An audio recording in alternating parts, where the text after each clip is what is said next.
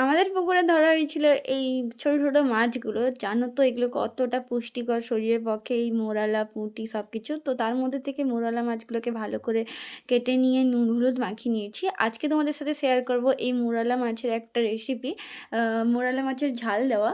তো প্রথমে দেখতে পাচ্ছ সরষের তেল কড়াইতে দিয়ে ভালো করে মাছগুলোকে হালকা করে ভেজে নিতে হবে। তো মোরালা মাছ শরীরের পক্ষে খুবই ভালো, বিশেষ করে চোখের জন্য তো খুব ভালো। তাই জন্য যারা মোরালা মাছ খাও না, তো তারা অবশ্যই এই রেসিপিটা একবার হলেও ট্রাই করো।